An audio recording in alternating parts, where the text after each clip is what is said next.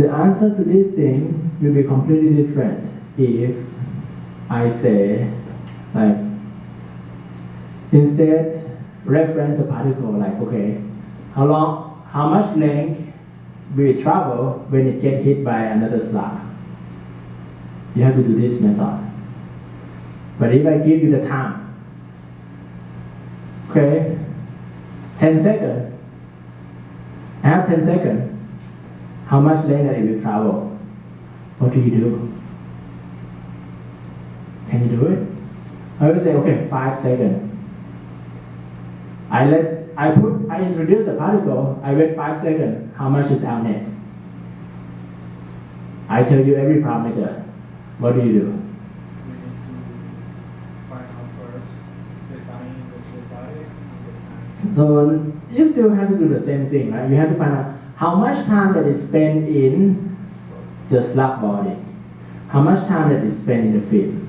So if the time that is spent in the slug body is 10 seconds, we don't have to worry about the film, then we use 5 multiplied by velocity in the slug body. Something like that. Okay.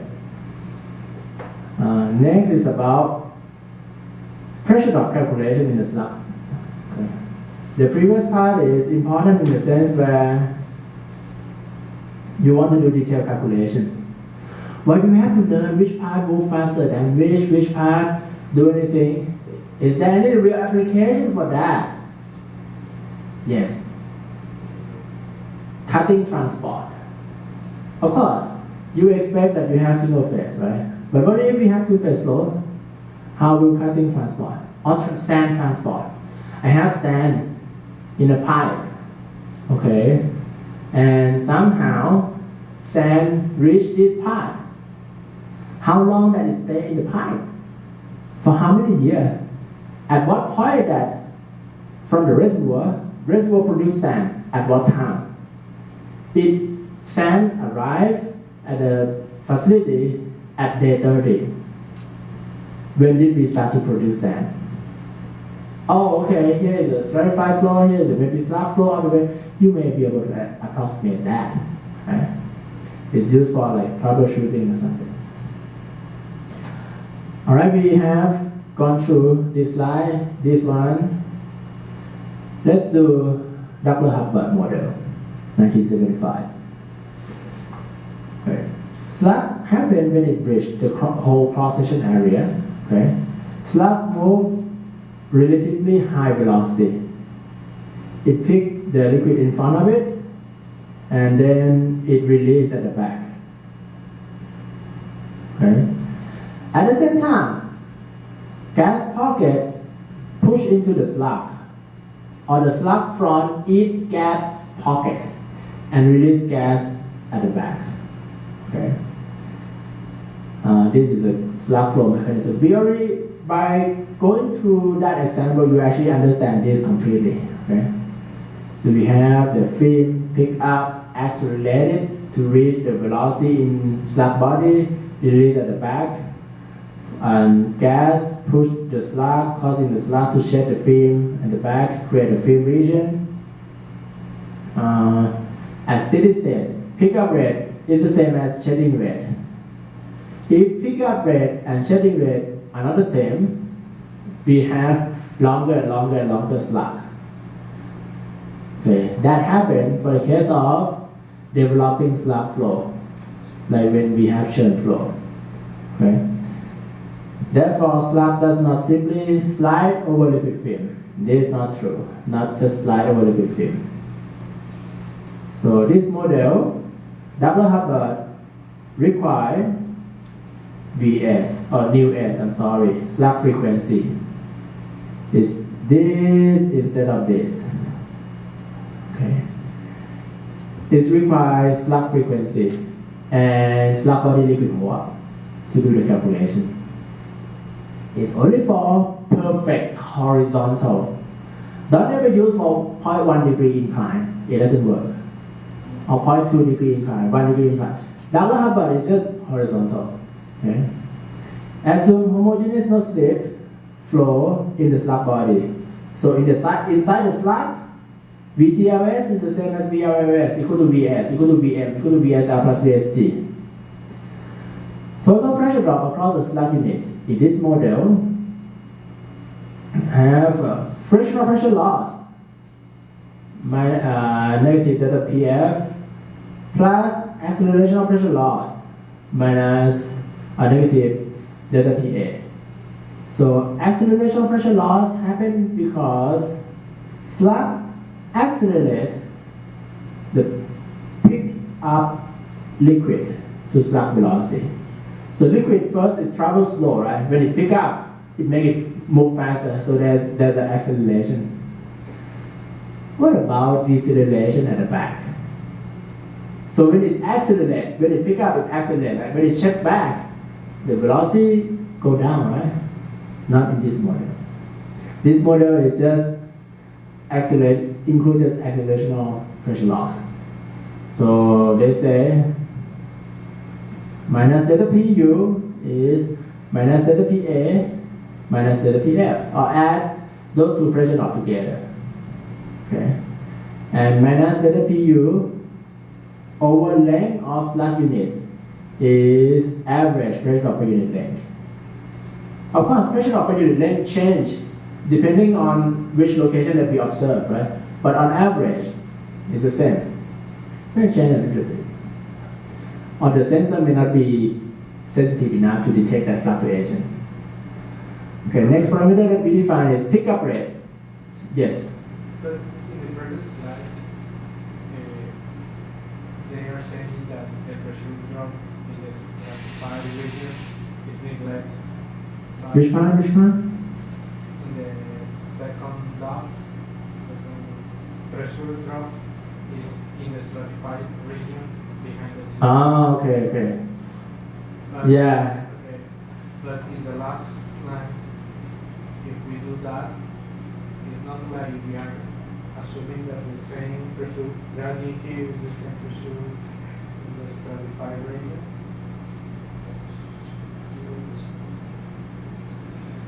For example, if we want There are some drawback by using this method. If the film is short and most of the pressure drop created by the slug body, neglect the pressure drop in the stratified zone is okay. So this means we say this delta PU is just a pressure drop due to the slug, not stratified part, just the slug body part. So this is pressure drop over LS, but we divided everything over LU. So this means stratified part doesn't create any pressure loss or pressure gain. That's the assumption here. Okay. It's not accurate. I understand that part, but for example, imagine that we calculate the gradient of pressure drop in the slug part is 1 Gradient or something. What? What are you saying? Okay.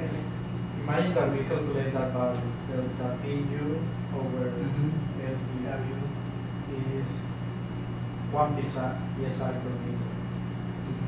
And if we have 2 meters of pipe, 1 meter is the slope body and 1 meter is the stratified. For calculating the total pressure drop, are we going to use only 1 meter or 2 meters? Two. So first we get minus dPdc. That's the average pressure drop per unit length. So if we use 2, are we assuming that? There's no pressure loss in the stratified. So the question that I have is like, okay, we have a slug flow. We have slug flow. Okay. There's a mixing over there. How do we actually use it? I say, okay, we neglect this part. This part doesn't produce any pressure drop. This part produces, 1 psi per meter. And the total length is 2 meters.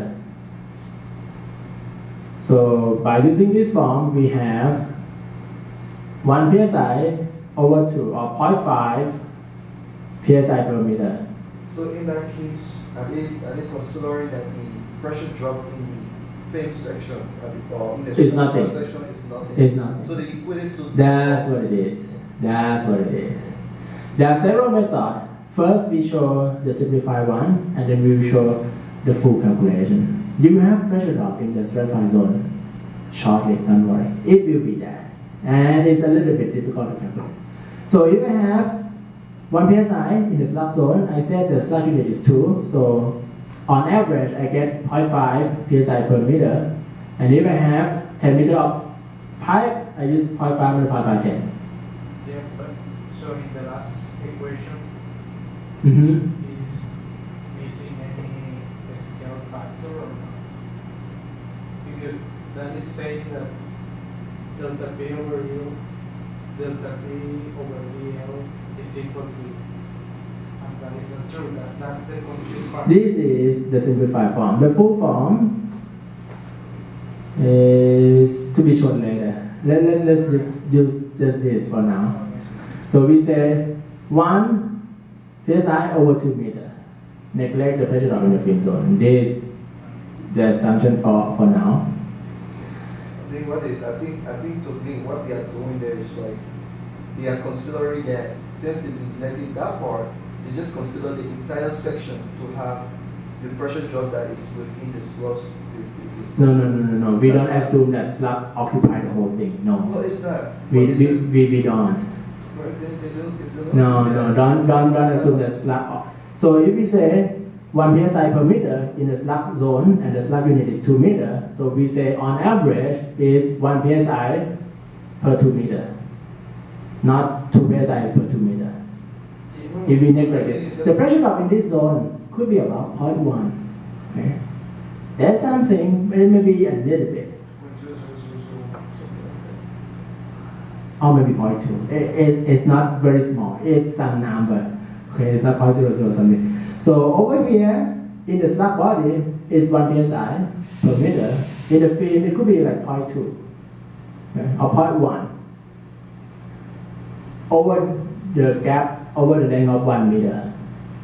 And we say, okay, that is 0, and we use instead of 1.2 over 2 meter, we say 1 over 2 meter. Yeah, I understand. Why? And that Part, no scaling factor. I think this is okay. yeah, it's because I understand what you are saying. It's clear that part, but the confused part is when I see the equations, it looks like they are taking the whole section. It looks like that, but this delta PLU is just over LS. Okay, because this thing is just over LS. Because we neglect the film zone. To calculate that will be full version. To calculate that, pickup rate needs to be calculated. Okay. We say force is a rate of change in momentum. So take the limit to 0 of momentum before and after.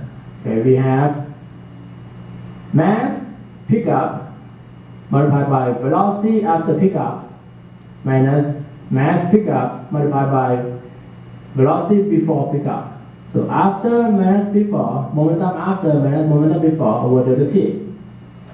Okay, that kind of force is x, right? X is mass pickup. Okay? Velocity before pickup, or velocity after pickup is vs. Velocity before picking up is v fin, VLTB, right? So that kind of force is x multiplied by vs minus VTB. Oh, I'm sorry, VLTB. Pressure drop associated to this force is cross-section area, force per unit area, right? I put AB over there, then I get minus delta PA equal to that. So this is what equation from what page? Can you tell me the page number? What page number for this equation? Page 90. 91. Page 90. Really? How do you agree with him? 3.8. Do you agree with him? You like what Isaac said? Yeah. Yeah, of course. All right. Accelerational pressure component. We can get it from the form of momentum equation, like Navier-Stokes equation. The only limit of Navier-Stokes equation is what? Constant viscosity, constant density, right? Isn't it? But now, okay, we simplify. We just let's see what do we get by using Navier-Stokes. It can be obtained by several ways. Do we get the same way if we try to get it from Navier-Stokes, or we just do it like the book says? Okay, in Navier-Stokes equation, we get rho L, capital D, vector V equal to rho G. This thing we read like grad P plus mu Laplace of V. So this is a vector equation. Okay. And I say, so substantial derivative, capital D is, so this capital D is not the same as small d, okay, is d by dt plus what? V dot divergent something? Is that what it is?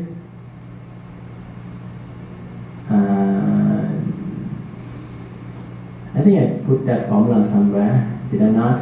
Total derivative. Rho capital dV by dt equal to minus PA, grad PA. Or, so I expand capital D. So it's derivative with respect to time plus divergent dot grad V. So Vx d by dx, actually this should be partial derivative, okay? This should be partial derivative. So rho Vx dVz by dx plus rho Vy dVz by dy plus rho Vz dVz by dz equal to minus dPA by dz. How come I get this? How do I get this? Okay. So this is just like sigma f equal to ma or something. So this part is about acceleration part. Okay. Rho dv by dt, that is the acceleration part. So I have it equal to that thing. Okay, I explain here. Change d to partial derivative and partial derivative to delta, and change the local point velocity to time smooth pickup mass average velocity. Then what do I get? I have this part is that, right? And I neglect the time average in d by dx, d by dy, d by dt. I have just this left. So this is the same as the equation in the book. So from here, I get rho v delta v over delta z, put multiplied by area on the top, on the bottom, rearrange it. From here, then I get this line. Okay, arrive at the same result.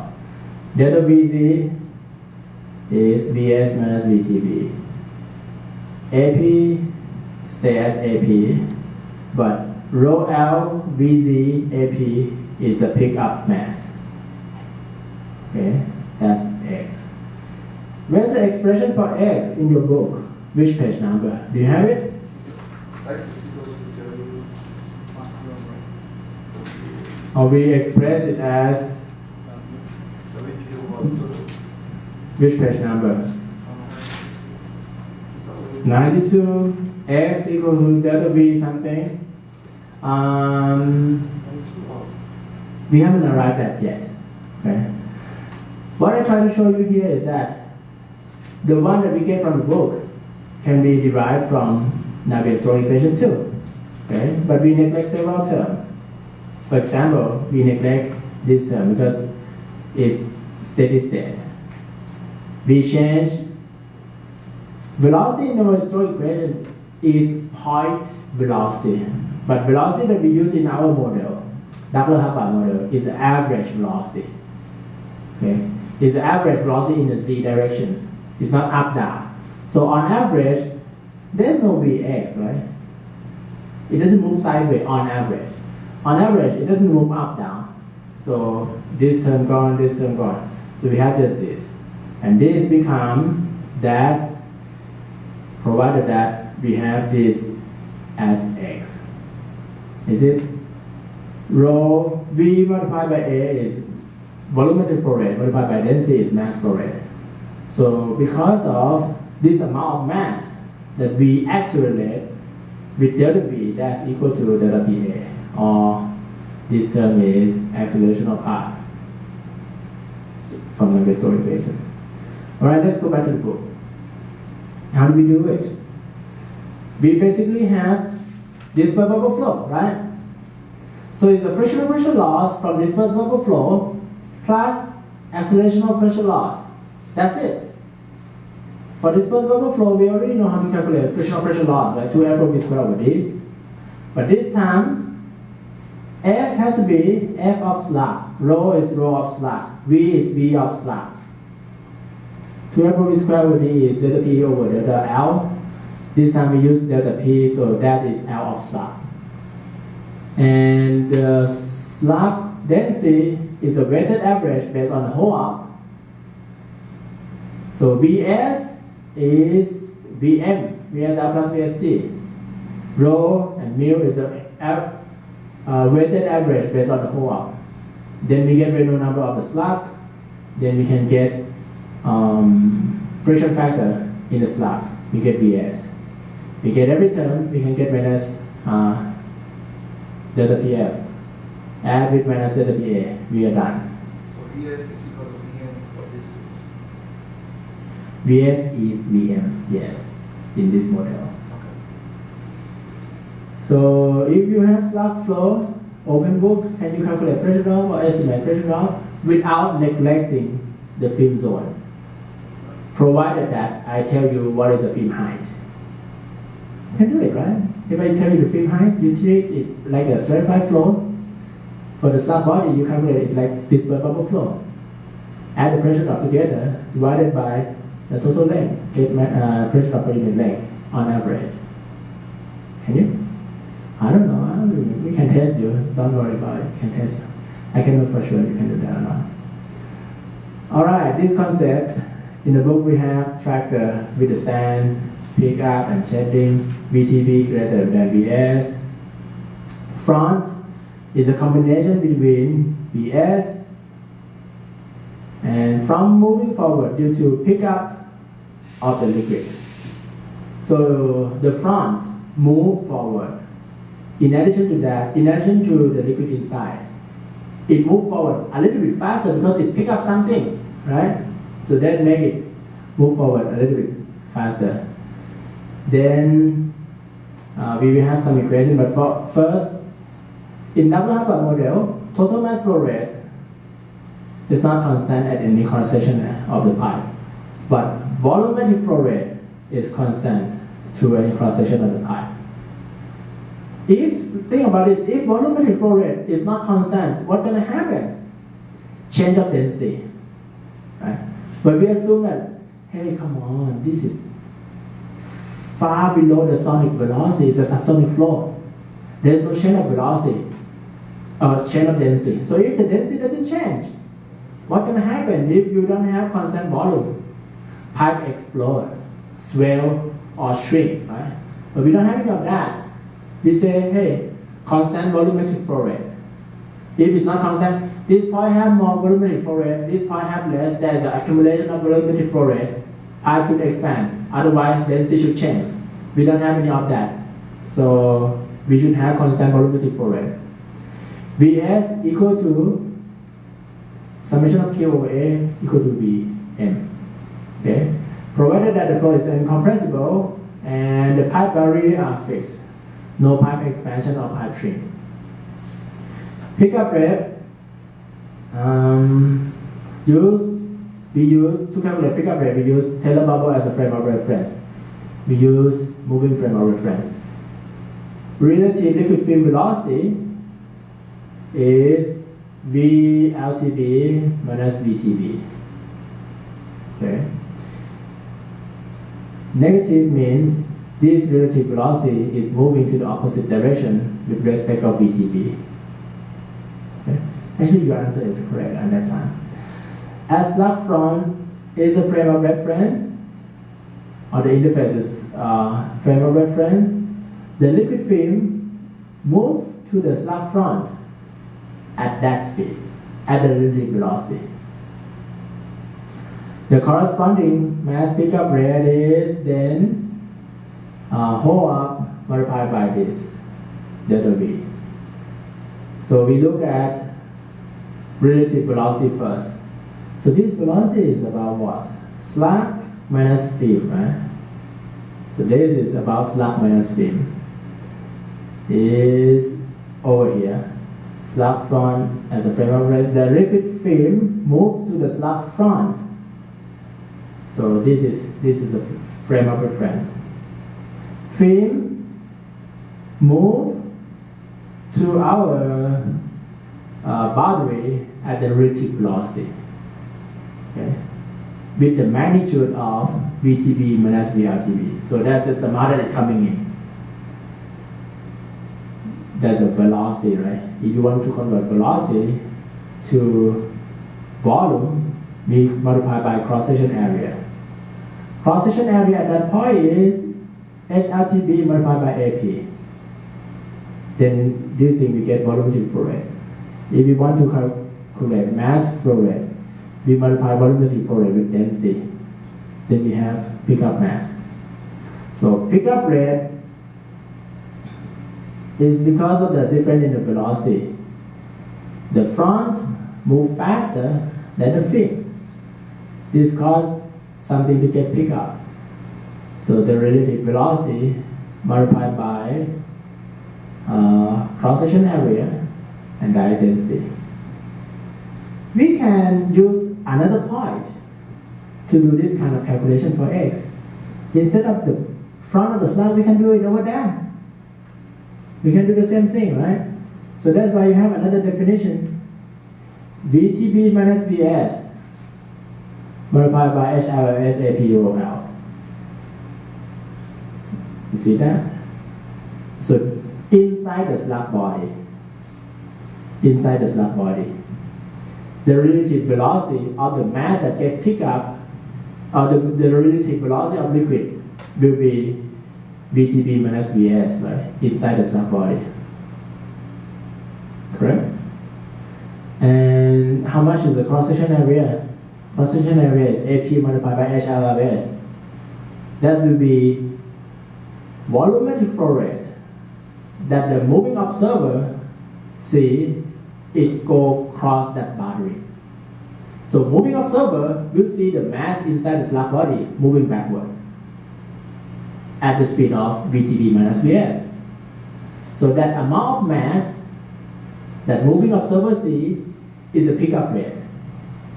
And that amount of mass is the relative velocity multiplied by cross-section area multiplied by density.